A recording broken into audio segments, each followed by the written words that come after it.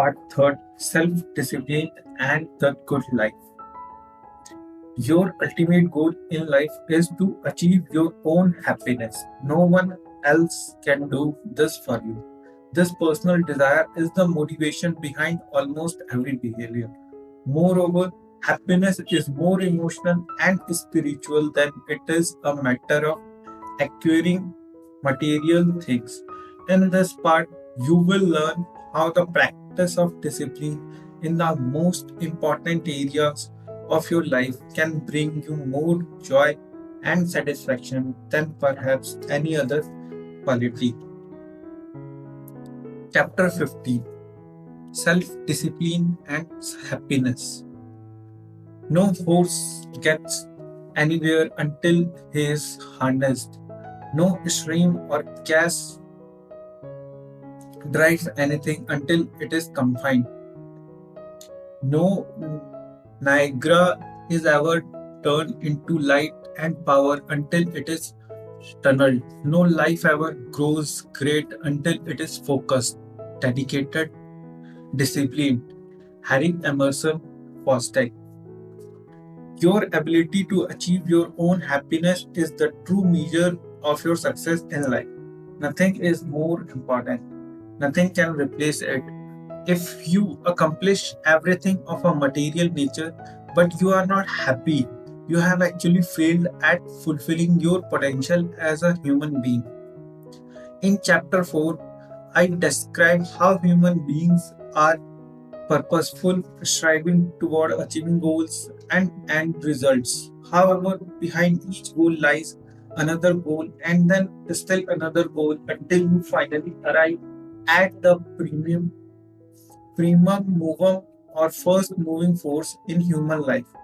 This always turns out to be the desire to be happy.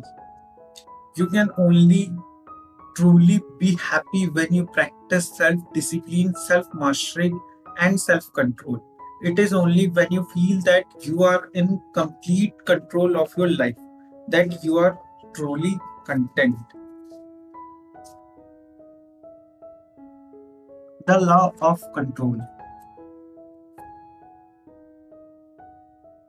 In my book Maximum Achievement, I teach the importance of the law of control, which states you feel happy to the degree to which you feel you are in control of your own life. You feel unhappy to the degree to which you feel you are not in control or controlled by other factors or people. Psychologists call this your locus of control. There are 50 years of research and hundreds of books and articles on the subject. They are conclude that stress and unhappiness arise when you feel controlled by outside circumstances. This is explained as the difference between an internal locus of control happy and an external locus of control unhappy. You have an internal locus of control when you feel that you are in charge, you make your own decisions, and what happens to you in life is largely determined by yourself. When you have an internal locus of controls, you feel that you are behind the wheel of your own life and that you are in the driver's seat. You feel that you determine most of what happens to you. As a result, you feel strong, purposeful, and happy. On the other hand, you have an external locus of control to the degree to which you feel that you are not in control or that you have little ability to direct your own life. For example, if you feel that you are controlled by an arbitrary or critical boss, but you cannot afford to lose your job because you have no savings put aside. You experience high levels of stress and anxiety. This causes you to do a poor job, which makes it even more likely that your difficult boss will fire you. And this very often brings about exactly the circumstances you fear. Another example is that you may feel you are controlled by a bad marriage or relationship from which you cannot escape. You may feel controlled by your own bills, by the money you own, and your obligations to maintain your standard of living. You may feel that you are controlled by your physical condition or lack of education. Many people feel that they are controlled by their past because of a difficult childhood or upbringing, and that there is nothing they can do to change their situation. Many people feel that they are controlled by their own personalities and that they are not able to change for the better. They say, "That's just the way I am." By saying this, they absolve themselves of our responsibility for externally the necessary discipline and willpower to make the changes they know they need to make in order to live the kind of life they want to live and to be happy. The key to replacing an external locus of control which with an internal locus of control is for you to decide today to take complete charge of your life. Realize and accept that you make your own decisions and that you are where you are and what you are because of yourself. If there is some area in your life in which you are not happy, discipline yourself to do whatever it takes to change the situation. The reasons for happiness. It is often the size of the gap between your present situation and the conditions and circumstances that you feel that you need to be happy that determines whether you are happy or unhappy. This is very much a matter of your own evaluation and decision. There is an old saying that success is getting what you want, happiness is wanting what you get. When your income and your life are consistent with your goals and expectations and you are content with your situation, you feel happy.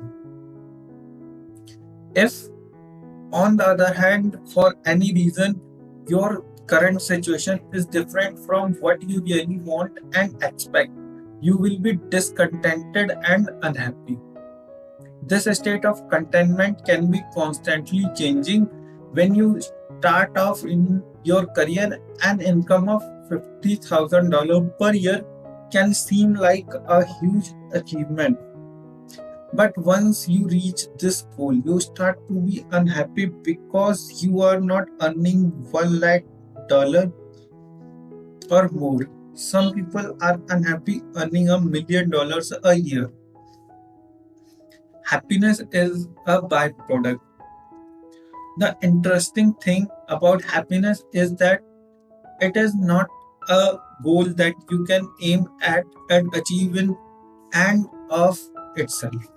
Happiness is a byproduct that comes to you when you are engaged in doing something that you really enjoy while in the company of people who you like and respect.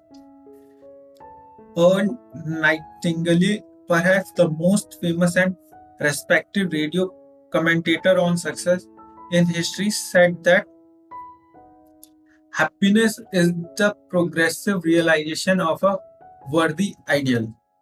Whenever you feel that you are moving step by step towards something that is important to you, toward your most important goals, you automatically feel happy. You feel satisfied and content. You feel a tremendous sense of personal growth and well being. Five ingredients of happiness.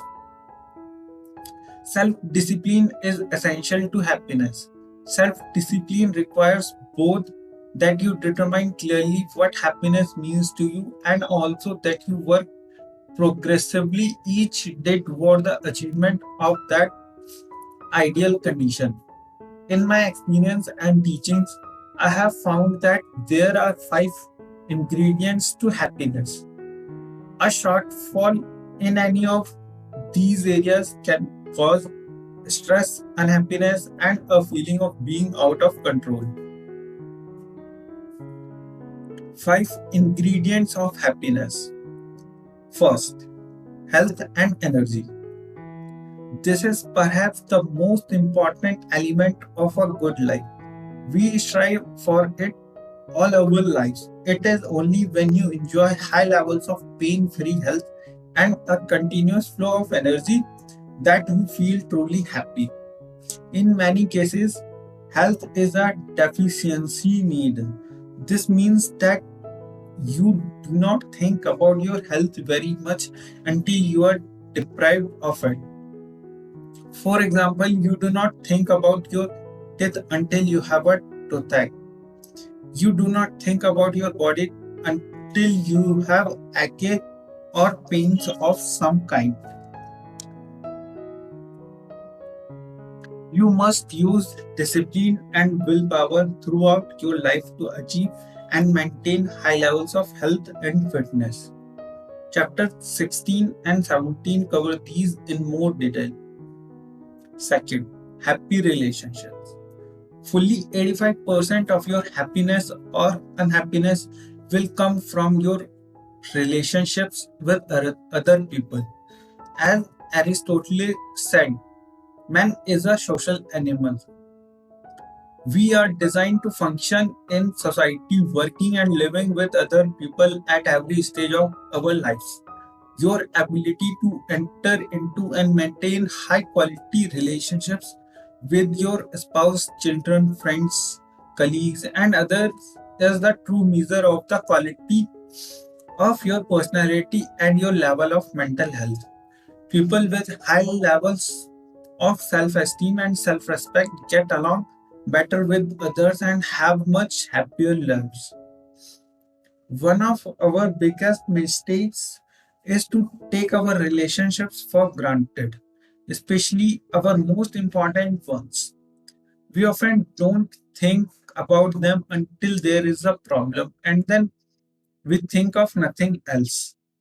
Meaningful work. To be truly happy, you must be fully engaged with life.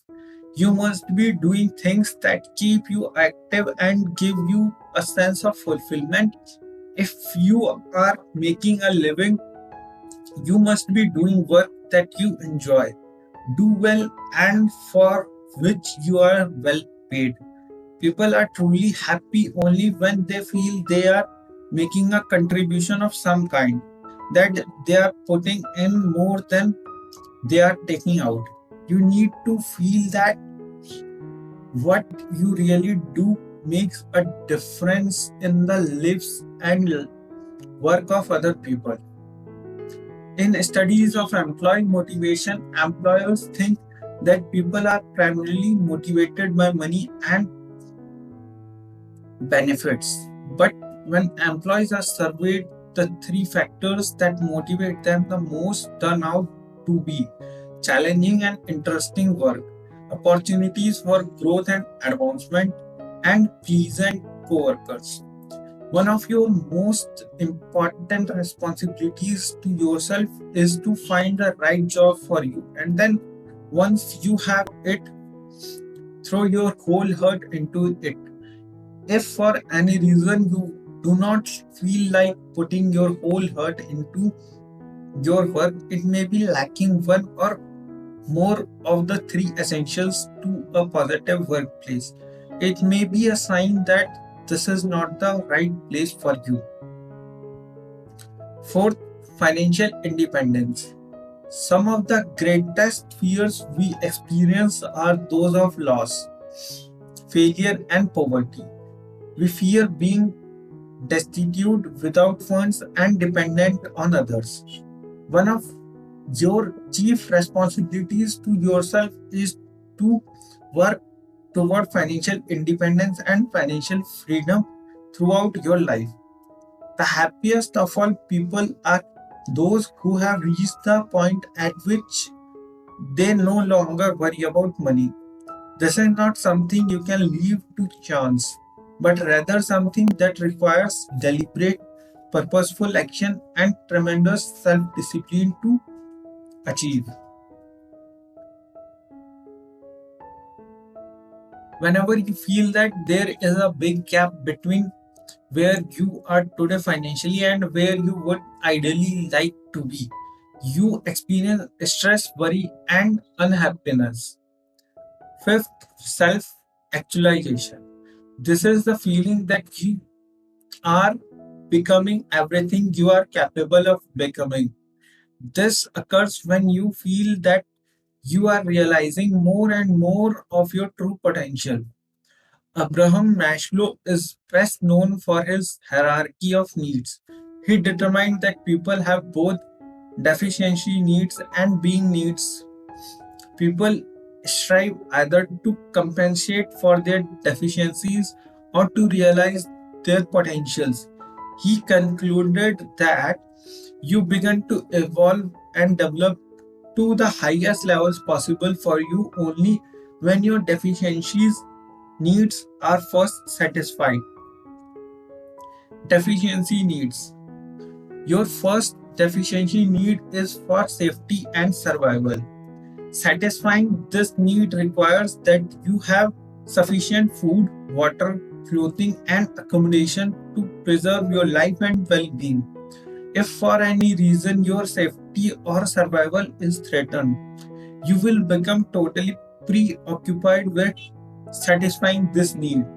You will experience tremendous stress and you will be completely unhappy until you are safe once more. For example, think about being in a life threatening situation. The second deficiency need that Maslow identified is the need for security. This need embraces financial, emotional, and physical security. You need to have enough money to provide for yourself, security in your relationships at work and at home, and physical security to assure that you are not in danger of any kind. If your security needs are threatened, you become completely preoccupied with them. For example, think about losing your job and suddenly how would you feel? The third deficiency need that Maslow identified is belongingness. Each person has a need to be in social relationships with others, both at home and at work. You need to be recognized and accepted by other people in your world. Each person needs to be comfortable in his or her relationships with others and seen and accepted as part of a team or group. Self esteem needs. Once you have achieved a sufficient level of each of these basic needs, safety, security, and belongingness, you then turn to satisfy the higher needs for self esteem and self worth. Your being needs. Your self esteem is the core of your personality and largely determines how you feel about everything that happens to you. Everything you do in life is either to increase your self esteem or to protect it from being diminished. Your self esteem, how you feel about yourself and how much you like and value yourself, determines your happiness more than any other single factor. Your self esteem comes from many factors. When you are liked and accepted by others, living consistently with your highest values, doing a good job, and being recognized for it, and moving progressively toward the achievement of your goals and ideals, then you naturally feel happy and satisfied.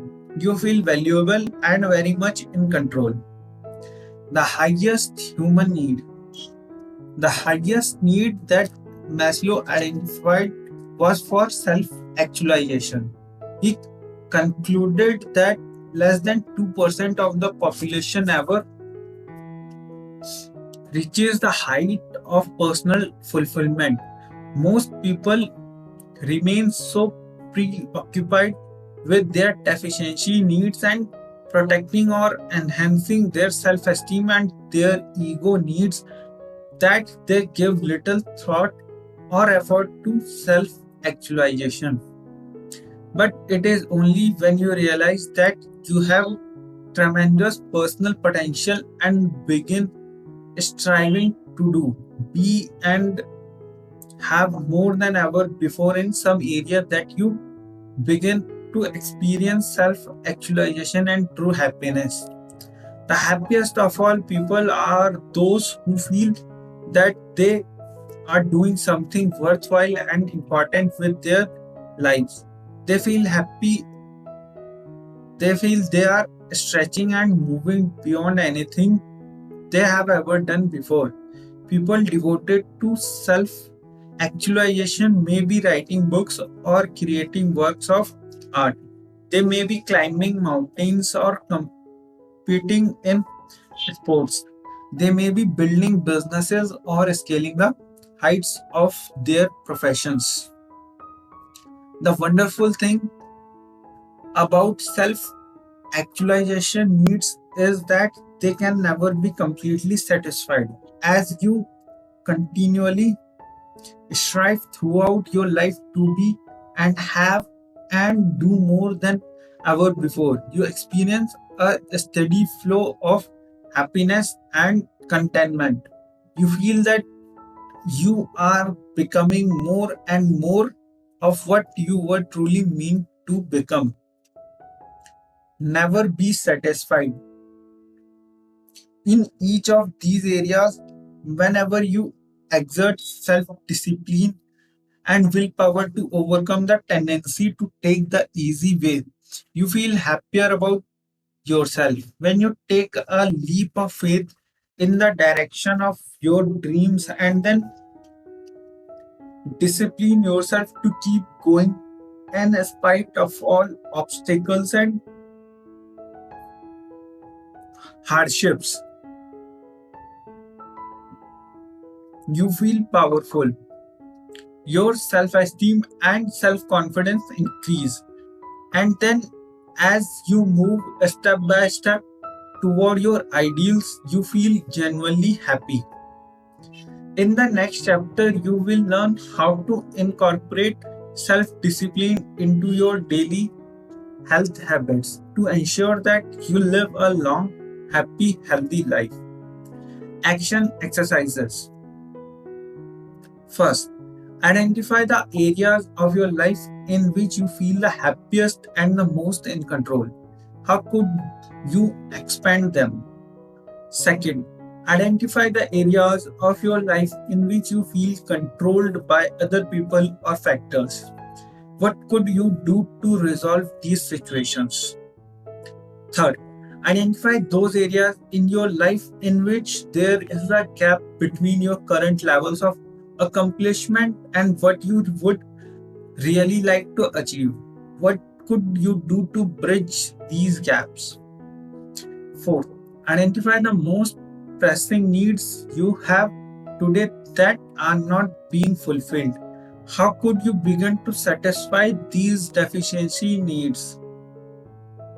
Fifth, identify those activities that give you the greatest feeling of personal happiness, your peak experiences in life. What could you do to increase these moments of happiness? Sixth, identify those areas in life in which you feel the most discontented. What steps could you take immediately to resolve these feelings of discontent? 7. Define happiness for yourself. What does it mean? What would have to happen for you to feel truly happy? What could you do immediately to create this situation?